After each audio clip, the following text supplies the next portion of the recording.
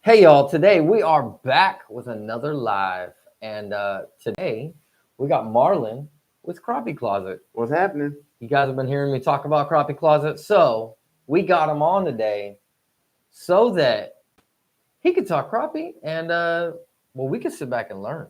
Yeah. We know a little bit, but not as much as he does. But before we get into that, just a little warm up while people are getting logged on.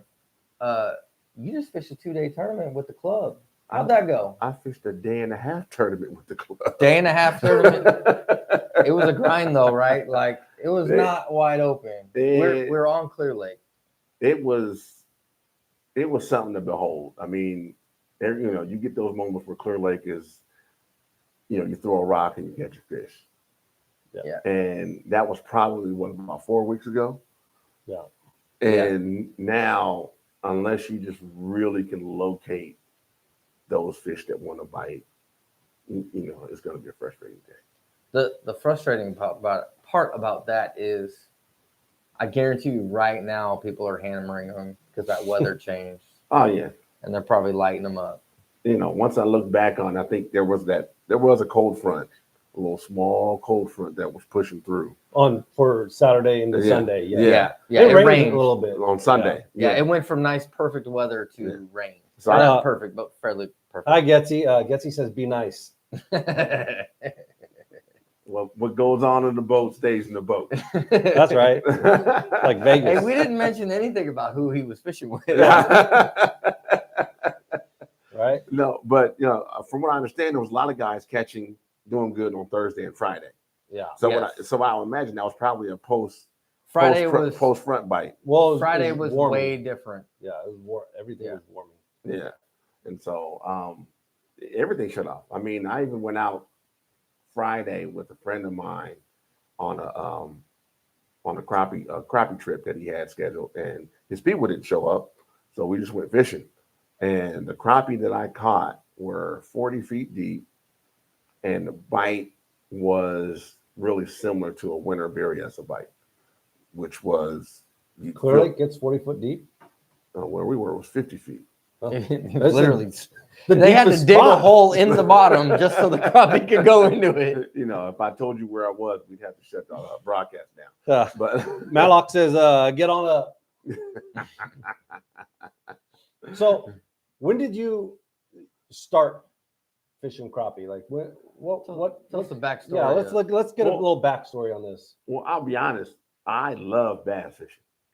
Okay. I mean, that's I grew up watching Houston, Martin, Bill Dance. That's what I grew up looking at.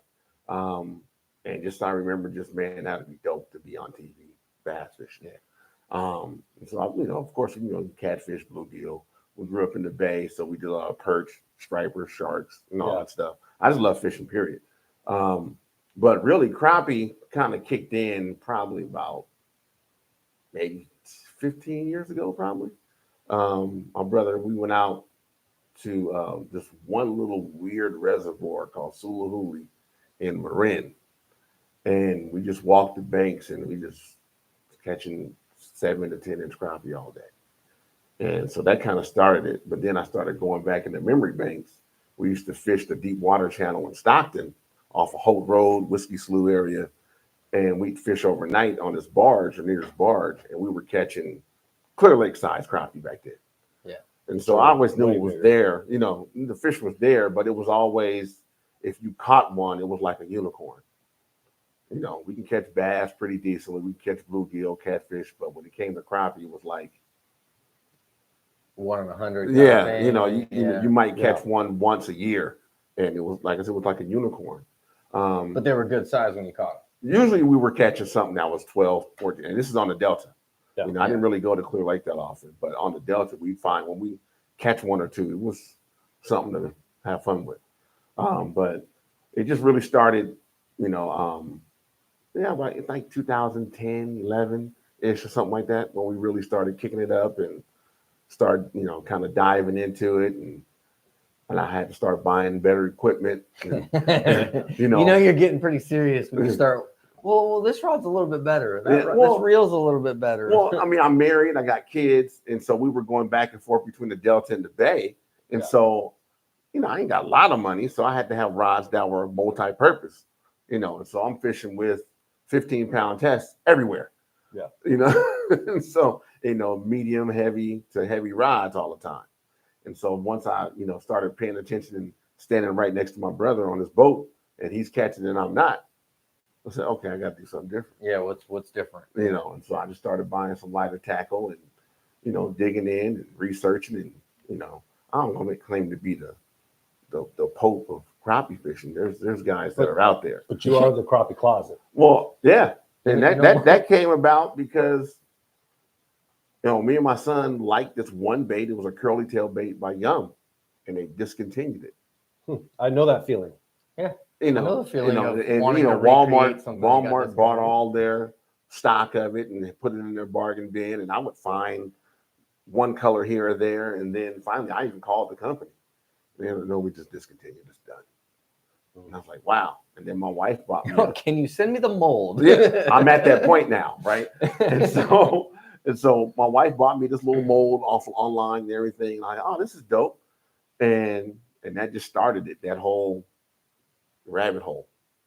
And so I had to get out of the rabbit hole, and then I just focus on a handful of baits now. And then even that, the color palette takes you on a different rabbit hole. Yeah. So you're making baits now and Soft plastic bait. Yeah. So I make soft plastics. I have 3 standard shapes that I make, which is something similar to the Bobby Garland Stinger. I make a 2.5-inch paddle tail swim bait, and then I make I call it a crappie flute. Hold up, don't leave. There's still one more. Here we The go. pink one. That's a custom. Don't ask me. I'm colorblind. Yeah. And so, all right, which one you want me to show them The first? Stinger's a little one. The one we have. Yeah. And so That's the one we typically are using. yeah, Put your and that's like a down. gold. That's a white with a gold glitter belly. That's a. Vanna, you are not good at this. Back I- from the camera a little bit. Hey, you I got want them it. to There You you got go. it. You Now got it. it'll You got it. focus. You got it. This is what? Which one is this one? That's a split tail flute, crappie flute. I actually really like that one. That looks like I could. That's one of my favorites. I make that in the monkey milk color, and in the paddle tail, in the monkey milk color is Back up just a little bit. is a killer. And oddly enough, There we those second 2 baits, I've caught some of my bigger bass on. I've Really? caught 5 and 6 pound bass almost consistently in the fall with those baits. I like that one. That one. Yeah. And so, and reason why those catch good bass in the fall, because that's that time when there's that shad spawn, and most of the baits in the water Small. are 2 to 3 inches long. Yeah. And I get reeled. So at Clear Lake, especially, I had a epic year from probably like mid-October to December, where I could throw by any piling that 2.5-inch bait, and I'm pulling 4s and 5s off of Yeah. That's fun. Clear Lake is so healthy Yeah. right now. them. But the crappie, I like a big bait storm for crappie because I'm looking for bigger crappie. Yeah. In the crappie, I get the question of, especially a lot of guys that bass fish, how do I go out and catch crappie? And my thing is fish for bass with smaller baits.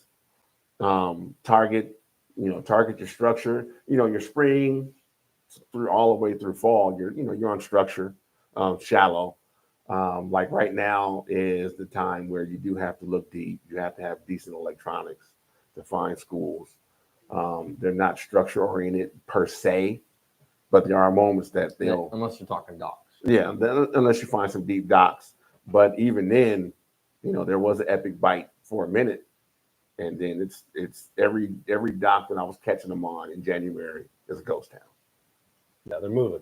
Yeah, They're definitely moving. yeah. So and that's one of the things. But similar to bass will move and school up and move in the same manner. One of the differences is crappie are a little more wary of movement, sound, commotion.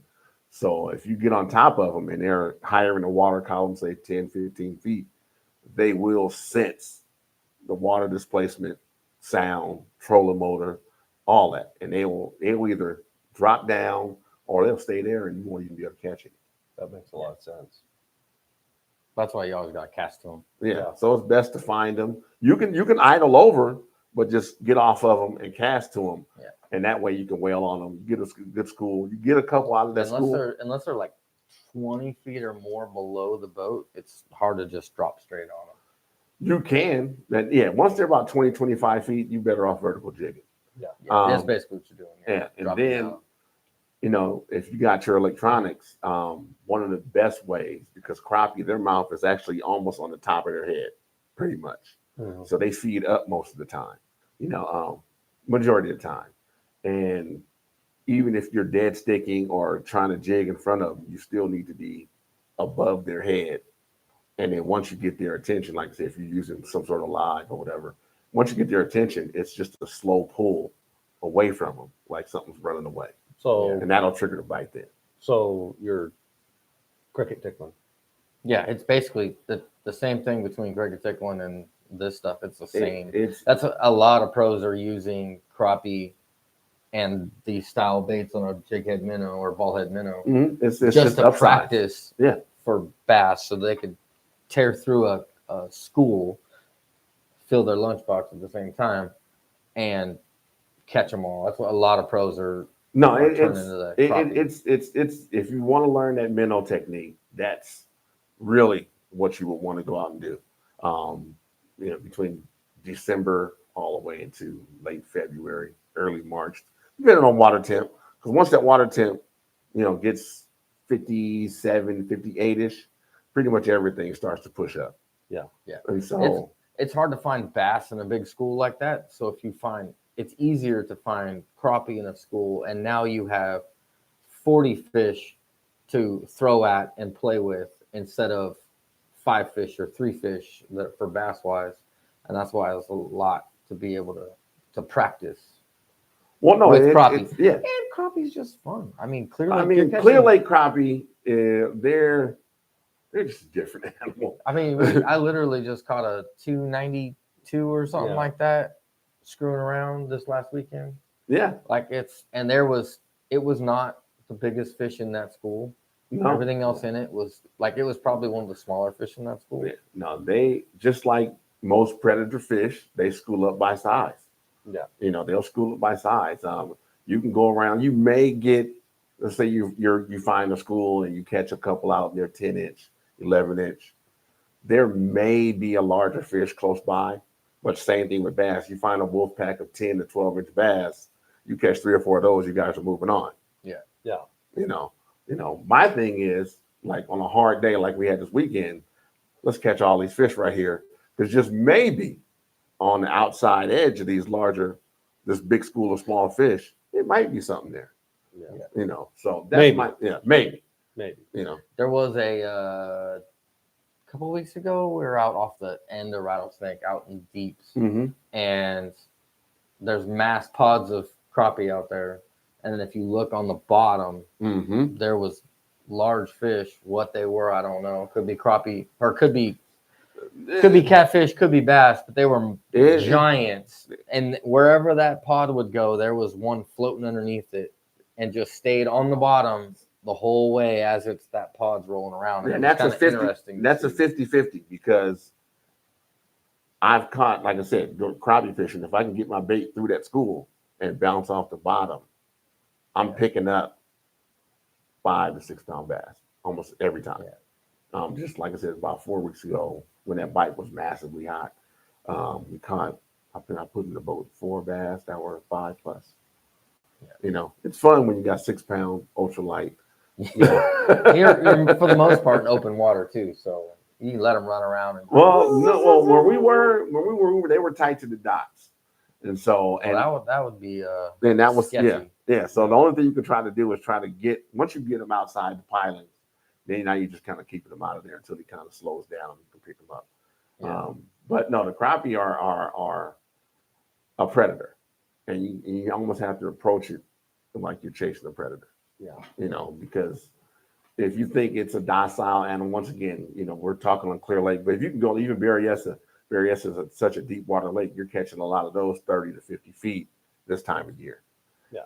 But then when you have that 4 to 5 degree raise in temperature, you've got to start looking shallow or adjacent or shallow adjacent. And so instead of being in 30 to 40 feet, you might want to be that secondary shelf, 15, 20 feet, that's got a flat close by and a good drop, so they can move up and come down, move up and come down. That's how they move around in Berryessa. Clear Lake is weird. I mean, I don't know. That's just Clear Lake's a natural lake. It changes a lot of rules, even for bass. Yeah, it just you don't know. You got all these clues, got all these things going on, but then you go, that's not working today. Yeah. They're not here. Why are they not in 15 feet? Water is 60 degrees. Why are they not here? And all of a sudden you just kind of push off and they're sitting on that secondary shelf, but they're still inactive. Yeah. They're just shut down. And so, a lot of guys, just go over here, catch a bunch of crappie. Okay, it's just on fire right now. They're in feeding mode. This window is wide open. Start catching these fish when it's not like that. Yeah. And there's guys that are out there that can do that. I'm still new. I'm only, like I said, maybe 15 years into really focusing on it. I'm still new. I have to switch back and forth because I love bass fishing. But, I chose to make baits for this industry because of the lack of attention in California for crappie. Yeah. So it's a they're market. Definitely on the East Coast, a big In the South, East Coast, Crappie anything industry. Mississippi East, it's a massive industry. I mean, there's especially when you keep it to the southern states. Yeah, so there's festivals and expos every month in every state east of Mississippi. Have you been to any of them? It's on my bucket list. There's a couple of them that are really Crappie big. Fest out in Lake Fork. I just heard about that one from watching a BTL one. He talked about he's either going to be showing up the night before practice or something like that because he's staying somewhere to fish a crappie tournament before he goes to his more important tournament.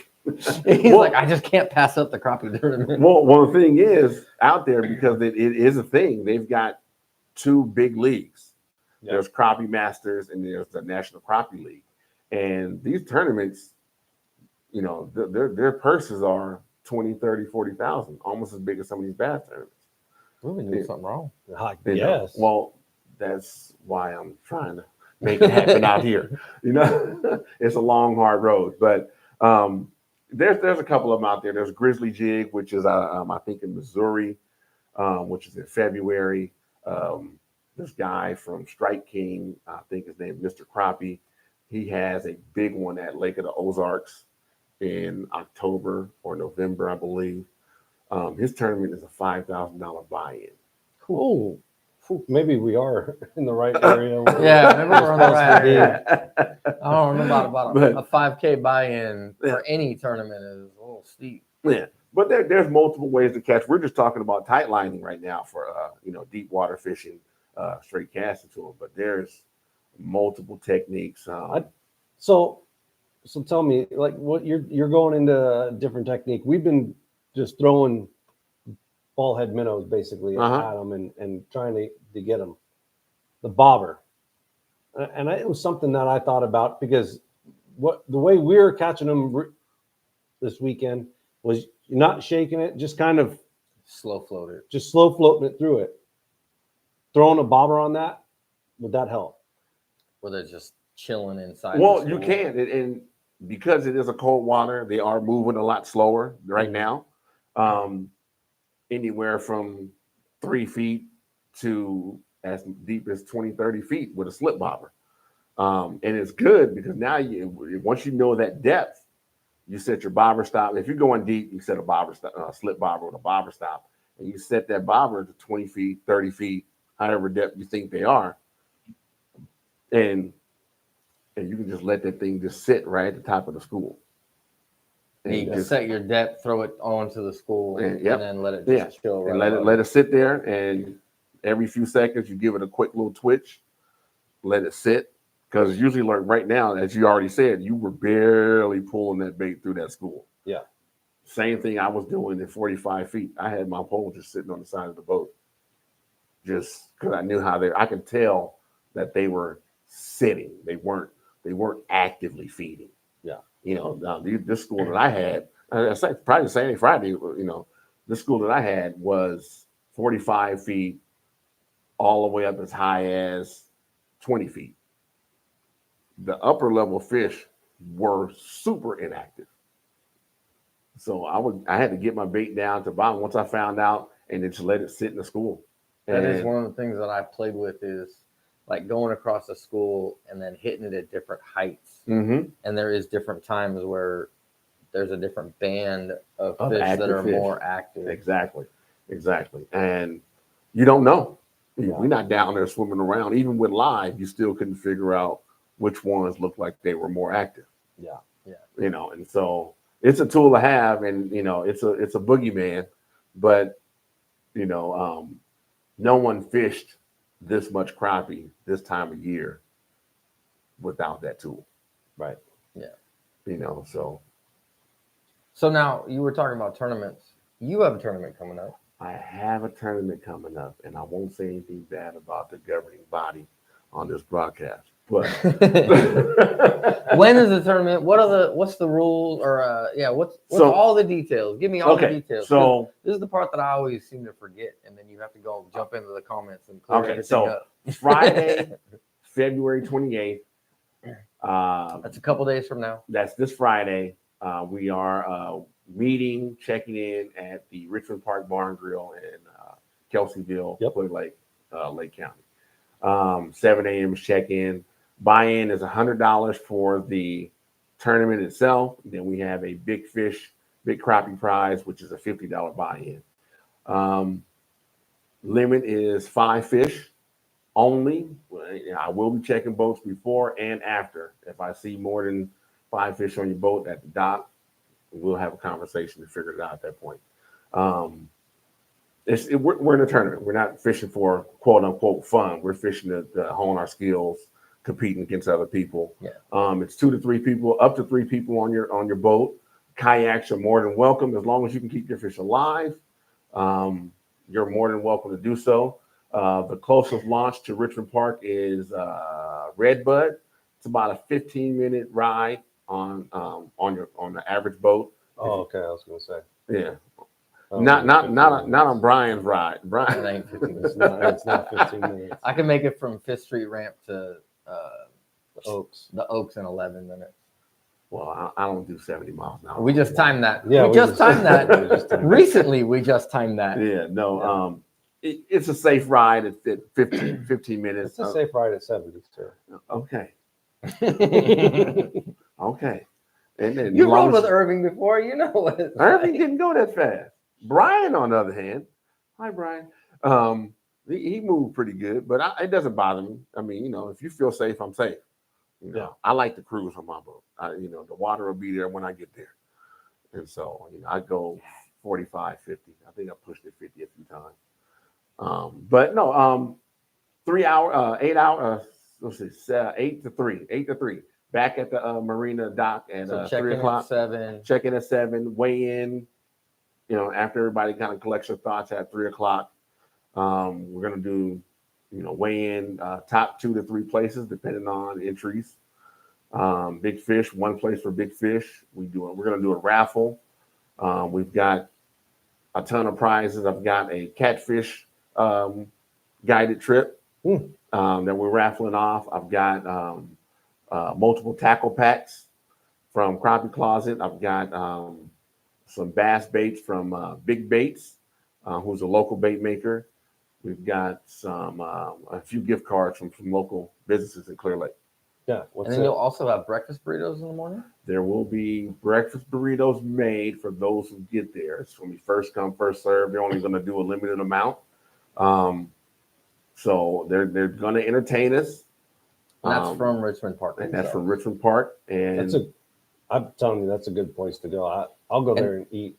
Yeah, I was going to say at 3 o'clock when you're there for weigh-in, you can probably wander in there and grab a brewski and grab some food. And there's good burgers and all sorts of stuff. They got good burgers. They got a good shrimp basket. They got some salads. They've got plenty of alcohol for after the tournament, not before.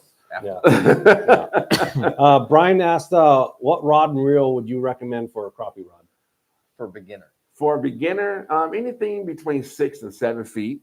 You're looking to get, for a beginner, I would say a light.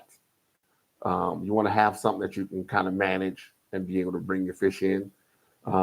Me personally, I'm a medium light person. That's what I prefer. Like I said, because I'm at Berryessa and Clear Lake most of the time, crappie fishing. Yeah, and so I got larger fish. The chance of a large bass, I don't want to have to be stressing off fighting the fish for like 30 minutes trying to get it in on an ultralight rod. I know I personally use a medium light.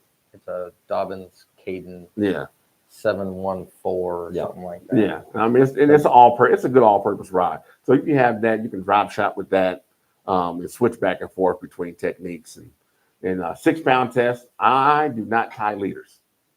No. So I do not tie leaders. If you go with mono or floral 6-pound test, I found that the so my 10-pound test that I've been using is too much. It can be, because what happens is you have your rate of fall changes, your sensitivity of how being able to have contact with your jig and be able to move your jig around, all that stuff. This is what I learned from going from 15-pound test trying to catch them to. It's just like normal cricket tickling. Yeah. And so you want to have something that you can actually feel your bait. Yeah. Because then you'll be able to feel that subtle winter bite, or that subtle deep water bite. When they're shallow, all bets are off. You're going to feel that. You can throw whatever you want. Yeah, you can pretty much. There's guys that throw. I have to. There's guys that throw crankbaits in the South. Trolling crankbaits are big. I know not young guy. I know an older gentleman that fishes up at Clear Lake. He trolls a double jig rig, and what he does is he ties on a 32 ounce, a little 1.5 to 2 inch bait, and his bottom rig is a 3-inch swim bait. So he calls it a chase bait rig, pretty much. Yeah. And so, and that's what he has success with. This guy is running around catching. He's chasing the 5-pound crappie. Yeah. Which a 5 just got caught recently up there, wasn't it? No, or something like that. Dave Burris of Clear Lake Outdoors got a 4.33 about 2 years ago. But that's and it's mounted on the wall at that's a big Clear Lake Outdoors. That's a massive crappie. And to be honest, I know a lot of guys fish to eat. That's not a fish you want to eat. No, it probably doesn't taste very good. That's a 12 to 15-year-old fish. Yeah. And he's been in Clear Lake for a long time. And not to say anything bad, but that's a long time to be in that. That's water. like when those the big cats, when they get older, they just beach is kind of muddy. It's not as clean as those eaters. What it is all these fish start to develop a fat ring. And that's where all the stuff gets pushed into, all the toxins get pushed into that fat pack. And so you can see it when you start cleaning it, and it's not something fun. Yeah, it's not something fun. Coach Miguel says, "Yo, what's up, Marlin? My bad man. I know we were supposed to link up. Been crazy busy. Just met some people at Fisherman's Warehouse. That's going to go up and fish your tournament at Clear Lake this weekend. Sweet, yeah, dope. You should come out and fish, Coach. I mean, you in the mix. Everybody's in the mix. This is what I'm trying to do. We found some really shallow this last weekend. So if you're on the north end, of course you found some pretty shallow. Well, it's only 6 foot deep. Yeah, the whole place is only 8 feet deep. Only 8 foot deep. Yeah. So, what I'm trying to do is there's a community of people that fish for crappie. Yeah. There's a very large community, in all walks of life, everybody, all different types of people, kayakers, boaters, bank anglers, all that. And there's some really good people, good fishermen. Yeah. Really good, and I talked to a lot of them. I won't name names because I'll probably leave a ton of them out. Make somebody upset. And everybody knows who I'm talking about because we all talk.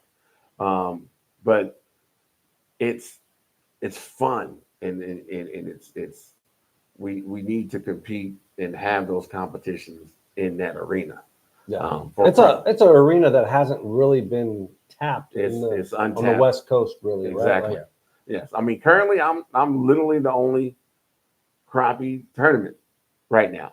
Yeah. And and it's a good and a bad thing because there's not enough people understanding that it is something that we can compete at, and it's fun. It's legit. Like you can. I think it gets a stigma as like crappie are easy fish. Yeah. But I don't know how many times we've been on schools that are 100 fish schools, and we have to leave that 100 fish school because we can't get 1 to bite out of 100. Yeah. And then you go to another school and you pick that's another 100 fish school and you pick up 1. And then you're like, it's like, it is not as easy as you would think it would be. No, it's not. I mean, and that's looking at them all. And it's a code that you take years to crack. And there's guys that get. I mean, there's guys that, there's one dude that travels. He came from the South out here this past January, and he did a show. And I'm not going to promote too many people, but there's been times I've seen him online. And he hasn't caught fish, or he's only catching 1 or 2, or. It's a tough. I mean, but it's fishing. You're not gonna catch every time. Yes. What's that old saying? That's why they call it fishing, not catching. And not catching. But it's man, I just love fishing. I just love it. It's for an old dude that used to play, sports in high school, but that can't do it no more. This is the only competition we got left. Right. there's definitely a link to like sports and all that in like that high school era to the high school to college era that translates into fishing sports. Oh, for sure. What else we got? Big John says, "What's going on, fellas?" What's happening, Big John? Coach says Grant from Big Bait has been trying to get him to fish for them also. Yep. We got into crappie last year or the year before? Last year. You guys did a video in January or something like that. Yeah, and I think we've done a video before in the past, or at least I don't know if we did a video on it, but basically when we go pre-fishing in Clear Lake in that January time, and we can't catch bass, we start going after the crappie because they're easier to find, and then we're just throwing like bass stuff. Yeah, you guys. And now we're actually got like some of the like stinger we carry style or whatever crappie closet. And now we go into our crappie closet that Marlin provided here, and we actually have colors to flip through. Yeah. Enough to dig into things. When before we had like 2 colors that we had bought from the store, and then you catch 2 fish on it, the thing's torn in half, and then you throw that thing away, you grab a new one. This one, I can't even tell you how many fish we catch off of. Yeah, my baits you tear up more by changing colors. You tear up more by changing colors than by catching the fish. Yeah, I do have some guys out of state that I sponsor for tournaments. And the first batch I sent this guy last year, he went out on his local lake in Iowa and ran through 60 fish on 1 bait. Really? And when that happened, I was like, okay, I got it now. You need to just make them a little less durable so you sell more. No, but that's but that's the industry telling you that you need to buy more because I don't make them strong enough. Right. Because I think you get more action because this bait is a lot softer and pliable. But I make some other baits. I make some craws and stuff too for a few friends of mine and everything. And they're like, man, you gotta make it softer. And I'm like, is a crawfish soft? No. Yeah, that's why the fish's mouth all I mean, shoot, you got bass eating small catfish half the time. Yeah. So I mean, all these fish, they just want to see something moving. Yeah. And that's the same thing with the crappie. They just want to see something moving. But the crappie colors, you can go. I think Bobby Garland has 60 plus colors. Yeah. You can go deep into the color range. I mean, just look at Zoom or whatever. Oh no, I'm sorry, Yamamoto Cinco. Yeah. And go to Tackle Warehouse and look at how many colors there are. And realistically, it's like 6 different colors. Like if you really cut it down to it. And so that's what I've kind of reined myself into because I was all over the place. I was making, I'm online buying colors and all this stuff. And all of a sudden I look around and I've got bins of baits just stacking up all over the place. And I had tackle trays and everything. So I was like, I need to get rid of all this. This is too much. Yeah. And so I just sat down and I looked and I said, what are the colors that we all catch fish on? Yeah, what is it that people keep asking for? You know, and so basically, and I'll just say solid colors. There's the white, there's a glimmer blue style, there's anything with a little purple in it, chartreuse, pink, and what they call monkey milk. Those are the standards that I go with. What's monkey milk? Monkey milk is monkey milk in that one? Is right here. Basically, it's a salt and pepper, translucent white with the industry goes either blue hue or purple hue. Which is actually interesting because there is a drop shot worm that I throw in the fall during one specific time that basically that color with a chartreuse tail on the end of it gets big. Well, I mean, and that was from a co-angler that I fished with, Matt Atten. He was kicking my butt one day, and it did not matter what color I threw. He was kicking my butt with that, basically that kind of color. So that color right there is what I throw 80% of the time. That's my starting color. Those two are those are my two starting colors, my two starting baits. The swim bait and that split tail. And then if I can understand what the mood is, maybe we catch a bass and it spits up some small little shad or something. Morsel or something. And then I go, oh, wait a minute, that's the bait that they're keying on. So I'll drop down and then I'll pick up the little stinger, and that's 1 3/4 inches. And that's pretty much it right there. You know, from 2.5 down to 1 3/4 inches. You get people that want something that's 1 1/8 inches, 1 1/4, 1 inch. The crappie we're fishing around, this seems tiny. Yeah. Like I feel like I almost need a bigger one sometimes. Well, but I mean, again, we're back to 3-pound crappie, right? Like a 3-pound crappie can eat an A-rig. Like an actual 3-inch, 4-inch swim bait. Well, their jaws almost unhinge. Yeah, you know, like it comes off their body. I mean, you're talking, it's a 3-pound crappie mouth is as big as a 6-pound smallmouth. Yeah, pretty much, or something like that. And so, and they're eating trout. Yeah, they're eating whatever fits in their mouth. Exactly. Sure. And so it's the same thing as most of these big fish, big crappie. When you get to that 1.5 to 2 pound, you're throwing a bigger bait. I like to throw bigger baits, unless the fish tell me that they want something smaller. Yeah. If it's a slow bite, and you can pretty much tell. If you're not getting bit with a moving bait, then I'll slow down and I'll just drop and try to stay about, above the school. Or you just drop down in deep water and you just slowly bring that bait through the school.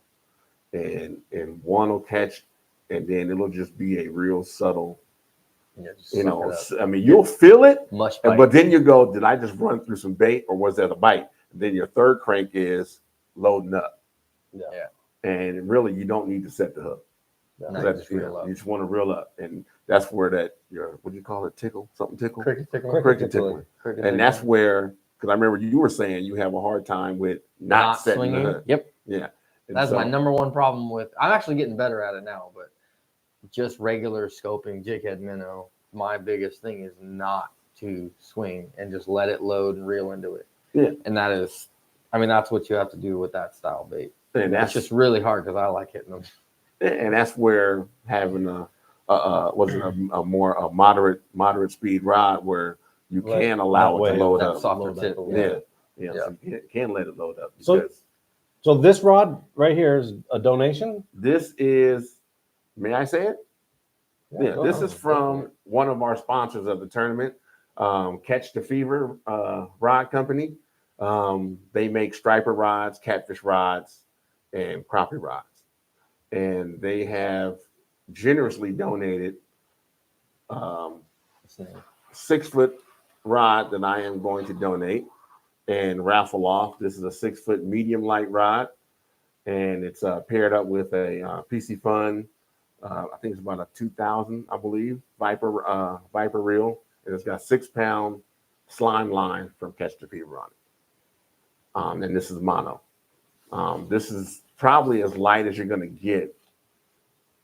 This is one of the, I have like about, before I even asked them to be a sponsor, I already had like 4 or 5 of these in my tackle box.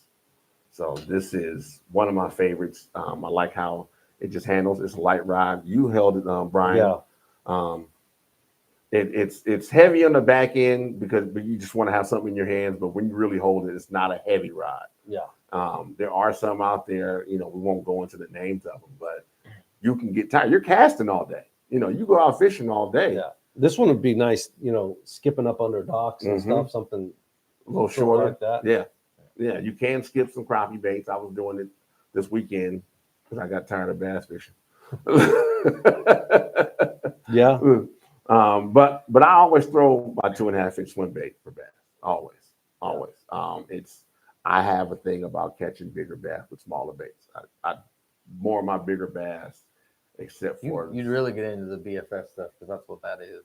I just saw a video of somebody catching a 9.2 or something like that on BFS gear. Well, I have a theory, but in docks, these fish aren't eating 7-inch hitch all day long. Yeah. They're not because that's not what the most abundant form is. Not year round. Cool. Yeah, they're not doing it all year, all day long. There's times of year when they're doing that. They're not eating 6-inch crawfish on the bottom all day. So it's, being fishermen and understanding what they may want, and it's the same with the crappie. 6-pound test, 16th-ounce jig head.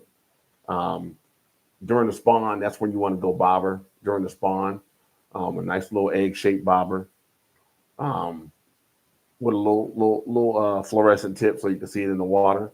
And, So when you're rigging that, so this is a hard lock. It hard locks to your line. Yeah. It doesn't slip at all, right? I do 2 wraps. I'll wrap it in the wedge right there. There's a little hook on the inside of there. Yeah.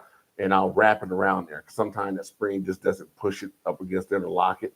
So I just put 2 wraps on there so that I don't have to keep adjusting my bobber every few casts. And then you just have that set to whatever length you want it to. Yeah. And then you pitch that out. What size weight are you using with this? Are you using a lighter one, a heavier one? I'm starting at a 16. Every day, that's where I'm starting. Every day. I mean, I go out just like a tournament angler. I got 4 or 5 rods set up pretty much differently all day. Is there a specific hook brand you use? Nah, I'm an Amazon shopper. Amazon. I'm an Amazon shopper, but I do notice these hooks are a little girthier, like they're a little more thick than the ones I've been throwing with. Like they actually have rigidity to them. These ones are they bend out. Yeah. And it's hard to get them unhooked sometimes without mangling. Yeah, a lot of the crappie baits, their hooks are a lot thinner. This is, like I said, this is something I picked up on Amazon. There's a couple brands that are local. Regional. One brand is CMF, Catch More Fish. He makes a crappie line, and the hook side of that, and that's a sickle. That's a sickle hook, and so it's a sickle hook, and so you get that in there's more of that bend that you can get up in there. Yeah, but a good crappie bite usually because they're feeding up is the roof of their mouth. So if you can get that fish to get top lip, roof of the mouth, you're not losing that fish. Yeah. Paul says said hi. Also. Hi. Paul from the club. Oh, okay. Yeah. Backed out of it somehow. He said something and then it backed out. Yeah. So I mean, Paul loosed enough. Yeah. The biggest thing is, like, I've done a lot of stuff, bowling or whatever. It's find something that you're comfortable with. Yeah. And get good at it. Yeah. And get good with it. I mean, you don't have to break the bank. I mean, this rod. So you're saying this is a raffle prize? This is about $120 right here. For your tournament? Yes. That's coming up. This is a raffle prize. Yes, that's a raffle prize. Yeah. Yes. The rods go for about $75 online, 75 to $80. Mm-hmm. They come at 6 feet to 8 feet in their casting line. They have trolling rods from 10 to about 16 feet. Ooh. They have jigging rods. 16-foot legal in there? No. They have jigging rods. You voted for a 10-foot. Yeah. Kept So- putting it up there. So talking about long rods, you were talking to us earlier about. So I have a technique that I'm developing. And, Okay. And the more I get out, it's for the Delta mostly.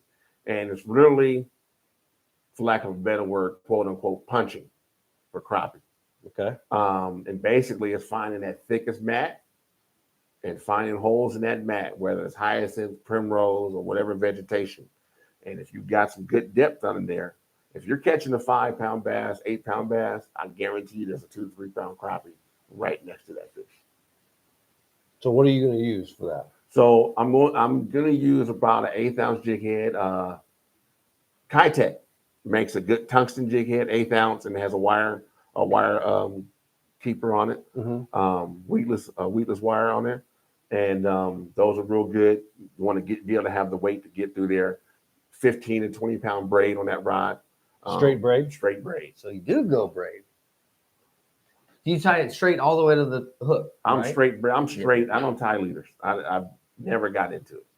I just think that's one step I've longer. actually recently was throwing a 10-pound braid, and I didn't want to tie a leader, so I just tied the jig head straight to it, and I was scoping them on Clear Lake with 10-pound braid straight to it. Yeah. I was still Yeah. catching them. Crappie aren't line shy. I don't believe. I haven't experienced it. Not that I've seen. Yeah, I haven't experienced it, so I don't think there's a big advantage to tying like a floral leader to be invisible, whatever. I don't think there's a big advantage. I mean, these guys are using high vis mono, Yeah. and this is tournament grade stuff, and so I don't think there's a big advantage. I think, like I said, find what works for you Yeah. and go with it. Yeah, I think it's all about confidence. Yeah. Yeah. Paul came on. He says, Marlin, can you duplicate something similar to a Cinco with more durability or durable material? And does your bait float? Do you want it to float? That's a question. Yeah. So do you want the bait to float? Do you want the bait to sink? I mean, I don't want to sound crass, but part of my name is custom lures. Yeah. And so we can. I get a kick out of designing and helping somebody to find something that they like. So there's a 6-inch Cinco Brian's walking up with right now. In a very, very beautiful color. Yeah, that is. That Marlin awesome. says was a one-off fluke color that I think is a amazing color. Yeah, that was my. And I'm that's just part of my journey to find. We are almost morning at the dawn time of the year where I will no longer own these anymore because they're going to be used up. Yes. But you should have. Actually, this one has an air bubble in it, right there. It don't matter to me. It's still gonna catch. But then my baits are durable. I use. Now, if you want it to be softer, I can make it softer for you. That's been my latest run of Cincos because that's the feedback that I've been getting. Is they wanted a softer bait. They wanted more salt in it so it can sink and all that. So it's the amount of salt that you put in it for. There's an additive. I'm not sure if it's salt or not. I haven't tasted it yet. It might be some form of silica or whatever. That I just recently purchased. So it's whatever somebody wants to have for their bait, I can make, just give me a little bit of time to run it and get your color the way you want your color. I make a 3.5-inch swim bait, which Is that one? yeah, that's a 3.5-inch paddle tail. So these are the molds that are available for the custom side. And so I don't have any crop baits. And those are about to get chewed up also. Yeah, so I'm just waiting to get back to Berryessa. Not that they don't work at Clear Lake, but I'm waiting to get back to Berryessa. These are about to go get chewed up. The worms don't, all the baits don't know it, but it's coming. It's coming. The bad thing is it's going to be you chewing on it. Yeah, when I get hungry. Yeah. It just looks so good. I got to eat them. I'm telling you, the baits definitely are like durable. Like, yeah, but they still have action. Yeah, they still have action but they're super durable. Yeah, so one of the I just landed on was like you're gonna tear up the baits by changing baits and colors more than you will with catching fish. Yeah. Last spring I have a like a ghost shad color. that the spots couldn't stay off of. The only thing is that bait, because of that half inch, what jig head works real well is the baby assassin from Strike King. The baby is not the super hook, but the little smaller hook, and about 1/8 to 3/16 is freaking lights out. He has like the perfect combo. Yeah. Getsy says those trail very well on underspin. Those the little Yeah, I caught my 2-pounder this weekend on trail with a chatterbait, and that was one of the trailers, one of those swim baits. Not that color, it was more of a pearl blue color, but that was one of my swim baits. Just a fluke. I just was like, there's a grass line right here. I do like throwing a Kitech 3-inch upside down on my underspins. I got or a tip my, for you. I got a tip for you. If chatterbaits. you're gonna run a paddle tail on a chatterbait, run it upside down. Put it on upside down. So if you flip it over normal, you have the chatterbait that's doing this, and this tail is going berserk, right? So they're like off speed from each other. If you flip this bait over, they're on speed with each other, and it looks like deadly underneath there. Or so you can take this paddle and run it upside down. Or you can take the scissors and you just trim that joker right there on the side. Yep. And then you get like that spike look. Yep. Yeah, if you cut the paddle off, and then that'll match the tempo, or you just flip them over and it'll match the tempo, but it'll give it, like if you just cut the sides off, it has like a narrower, tighter, but if you run it upside down, it gives it that wide kick, but it stays on tempo. Yeah. Something we ran across. I forgot how I figured it out. Somebody said something about it, and I went, huh? And then I tried it, and I was like, oh. I'll tell you that there's been multiple dead bodies of Kitech that we've used on A-rigs and stuff like that that hit the bottom of the boat. That when we're pre-fishing in the Delta season happens after A-rig season. So I have plenty of A-rig. I have plenty of Kitechs on the deck. I used to. I've cleaned them up now, but I had plenty of dead bodies on the underneath the consoles. From the wind blowing around. Oh. And we'd be throwing chatterbaits on the Delta, and want to get rip off. We just go down there, dig through the worms, put a new one on, and by the end of the summer, there's no Kitechs down there, and then A-rig season starts up again. Yeah, well, there you go. Sounds like fun to me. But if they were a little more durable, you wouldn't need to use as many. No, but yeah, I landed on. I started off with super soft, and it just everything seemed limp. And then when I got this mold, I needed to fill in these tails, and these tails were just, for lack of a better word, impotent. Yeah, hard to, yeah. And so I had to fill it in. So I went a little bit more to get down in there and to be able to stand up on themselves. Exactly. And so I ended up blending a medium and a hard together. And when I noticed that was it, and then from the feedback from my guy in Iowa that told me I had something. So I called the company that I buy the stuff from. And they said, well, we don't know if we can really do that. I said, lady, I'm mixing it myself. I'm just asking you to mix it for me so I don't have to do that. And then she tells me, we've been getting a lot of requests for that blend. Might be a good idea to do it then. So fast forward a year later, they now have that mixture. Who knows what their restrictions are for them to get that blend too?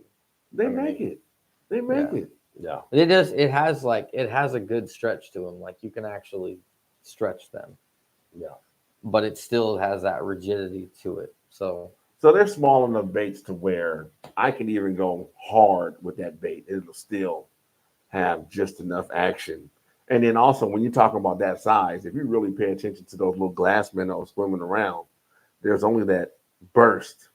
Yeah. That burst. They're really sitting like this, and then they just burst to move. Yeah. So when you're pulling it and that little single twitch, every few cranks, just one twitch, not just a little twitch, and that usually triggers a bite. You don't have to fully tickle it, just slowly. And you can do the same. Seriously, the same. You have a problem just like this. Yeah, I don't hold still. That's why I power fish. But you can translate that. Like I said, you can translate that. Because I ended up scoping about 3 or 4 bass a few months ago off this one dock when I was with somebody, and I just had my bait down. I saw the bait fish, and it just right soon I got right on top of the fish, I just slowly pulled it up, no twitch, no nothing. And once he saw it, I just kept bringing it back to the boat, and he just jumped on it. And I caught like 4 of them, just like off the same piling. Yeah. Immediately. So I mean, it just was like one of those little triggers. It's the same fishing. It's the same fishing. It's nothing different. Yeah, there's a lot of similarities just from you talking about what crappie do. There's a lot of similarities to what the bass do. Yeah, like you could almost like interchange what you were. If you didn't say that you were talking about crappie, you could also be talking about bass. They're predators. There's a lot of crossover. They're predators. These are fish that hunt fish. Yeah.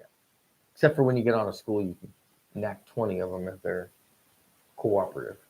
The same with bass. You can get on a school, especially spots. You get on a school of 40, 50 spots. Once you pull about 15 of those out, usually the school kind of shuts down for a minute. Yeah. It's the same thing with the crappie. You pull about 20, 30 of them off that school, you either got to change your bait, you may have to change your cadence. You have to have some sort of subtle change to make it seem like something different's coming down there. Yeah. But crappie tastes better than bass. Have you had spot? I have had spot, and I've had crappie. Crappie still tastes better.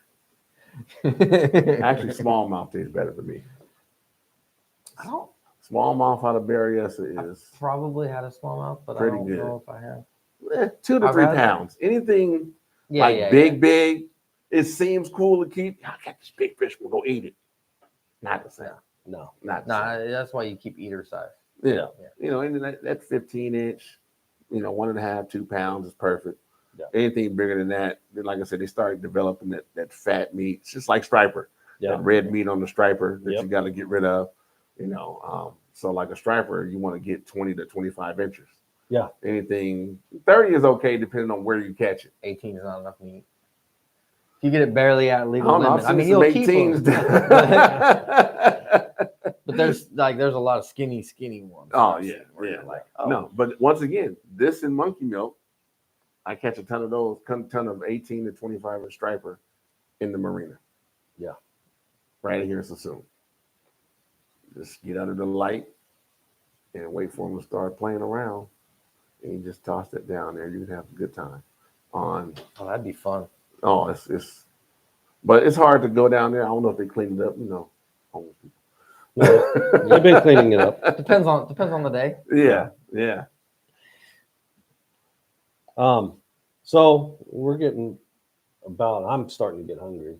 It's getting food time. It's getting food time. So we'll talk again, Crappie Closet tournament, Clear Lake this Friday. This Friday. 2 days from now. Yeah. We had the governing agency force me to change from Saturday to Friday. So this weekend, Friday, which is probably a better day to fish. It's gonna be. With looking at the weather coming on Saturday, Friday is going to be. Friday is going to be a great day, and if I could have the day off, I would be fishing this tournament. No, it's going to be. I'm hoping I get the participation I'm looking for. It's been a struggle getting people to understand that this is a viable competition. Yeah. It's already been doing it across the country. It is. Just getting it started here. I saw one Crappie Masters that had $100,000 purse. Yeah. And so when I saw that, I was like, okay, I gotta figure out something. Yeah. Do you have any other tournaments lined out? Any other dates or anything like that? Right now, I have 2 more. The spring was just so locked up trying to navigate the muscle thing. I'm debating on getting the late Berryessa one. It may be towards the end of April. I got to call the bureau to see and one of the marinas to see how I can get a mass cleaning like the weekend before, so I can get guys, able to come up and fish it. So it's just I'm gonna have talk to the people that participate, get a feeling, because I have a core group of about 5 or 6 boats that come pretty much. They've been to almost every one of my tournaments, and so I counsel with them all the time. Yeah, we tried a couple of them. Yeah. And I try to counsel with them to get the feedback because I know that they're going to show up. Yeah. And so it's just a matter. Berryessa is one of my favorite lakes. Not to mention it's 35, 45 minutes away. Right. And I've learned to fish it pretty good. So I enjoyed it. I mean, I miss it because I used to go to Capel Cove after work, just drop my trolling motor and go set up somewhere and drop my lights and have a good time. Yeah. Now there's restrictions. Now it's a lot harder to do all that. So Friday, February 28th, 7 a.m. check-in, Redbud's the closest marina. We got raffle. We've got a bar and grill that we're going to go to. We got everybody gets a pack of jigs from Crappie Closet. And then, like I said, there's going to be a raffle of some great prizes coming out. I got a bunch of guys contributing stuff, and we're just going to have a good time. Come out. Don't miss it. Yeah. And how do we get a hold of you otherwise? Instagram, Crappie Closet Lures. There's a couple underscores up in there, but if you search Crappie Closet, it'll come up just fine. Yeah. Facebook, Crappie Closet Lures. Send me a DM. You can Google search Crappie Closet Lures, and it comes up with all of them. Instagram, Facebook. You'll even get my phone number. You should even get my direct line. I'll answer everything. Best thing to do is send me a text if you have my phone number. I do have a 9 to 5. So, and we can get you, let's have fun. Let's create a color just for you that no one else is doing. And we'll discuss pricing when you call. But this is fun. I still have fun doing it. Also, I'm in some local tackle shops at Clear Lake, Lakeport Bait and Tackle, Clear Lake Outdoors. If you're going up to Berryessa, you can stop into Turtle Rock Bar. They have a few packs there. Sassoon Marina Bait and Tackle has some. The Bass Hole has a small inventory as well. If you go into any of these tackle shops, request my lures. If they don't have it, make them call me so we can get them in. Yep. Perfect. Spread the brand. Thank you, guys. They're definitely worth it. I mean, I'm not. We're $3 a pack. I mean, literally $3 a pack. That's the wheelhouse for pretty much every bait out there. It's not something that's going to get me rich right now. Yeah. Yeah, it's all about growing it out. Right? Yep, exactly. Yeah. So give me a shout. I've got some stuff. I got some small inventory right now. I'm gearing up for the Bass Hole tackle swap on March 16th, Sunday, March 16th. We'll be at the Bass Hole. There, I'll have some Cincos. I have some worms. I'll have an 8.5-inch worm there. I'll have some craw baits and a bunch of crappie baits. And just come on out and check us out. $3 a pack. All my bass baits are $1 each. So swim baits and some worms, and then we can do it. Awesome. Sounds good. Well, glad having you on here. Yes. No, I appreciate it. I like you. You guys are awesome. It's been fun being a part of a group of people that is just all about fishing and fishing fellowship. Club. Yeah, he's talking about the Reapers, Bass Reapers Fishing Club. I've really enjoyed that. That's been probably one of my bigger highlights, is just being around a group of people that there's no judgment. Everybody's all about learning. Yeah, it's all about having fun and learning how to fish. A little bit of crud talking from time to time. Some frivolity. Yeah. If you got some sensitive ears, it might not be the place for you. You'll be all right. We usually dial it down to who we need to. But once you get the approval, then it can go off the rails sometimes. Yeah. But it's fun. I appreciate it. Thank you. No, we appreciate you coming on. That's pretty much it. Yeah. Did you guys talk about results from the tournament or anything? Yeah. Yeah, we talked about from the this past weekend. Yeah. The video that just dropped at 4 p.m. today. Oh, okay. We talked about that one. And the back half of it is all us catching crappie. Yeah, the front half is talking about bass, and the back half is talking about crappie. I usually watch some of these videos while I'm driving home. Yeah. Don't do that, people. You're just listening to what we're saying. To the audio of it. Yeah, like a podcast. No. Literally, I get tired of music. I have to hear talking. That's what I do. I have. It may be a YouTube video, but I'm not actually watching it. I'm just listening to the audio. As I'll listen to Greg Blanchard, and other BS that's on the internet. Yeah. 100%. Just to get me home. I've gotten into fishing podcasts and all sorts of different stuff. Yeah, I was actually watching this one dude talk about chatterbaits, and I got to find that video again. Right? It was actually pretty decent. Once I find it, I'll share it. It's funny when you're watching those, you'll watch a whole video and it'll just be them BSing about something, and all of a sudden they'll say something in there, and you're like, Yeah. wait a minute. Yeah. And then like anybody talking about fishing, you'll eventually pick little things out that help you. Yeah, for sure. For sure. I think that's it. Yeah. Let's go eat. Yeah. So, let's Starving find like some a fat food. kid. Yeah. Again, I'm right here. Again, thank you for tagging in on this. And if you guys need anything from Crappie Closet, like you said, Instagram, Facebook, all that stuff, you can find his phone number off of there. If you're going to go to the tournament to win nice little stuff like this, or you can win the big prize. Yeah. Even if you're not fishing, show up and come out. Please come out. Come out. Our host, Richmond Park Bar and Grill, they're being very gracious. I just, sometimes I just sit back and just, If you just want to sit there and watch the weigh-in at 3 o'clock, you can do that while you're and let them know that you came to watch the weigh-in, and that helps me out. When people support on the back end with these companies that are trying to help out, it helps me out. Yeah. Yep. And one of these days I'll have a discount code. There you go. Working on it. All right, y'all. So if you have any questions, you can always hit me up down below in the comments. You can always hit me up on Instagram. And until next time, I hope you get them.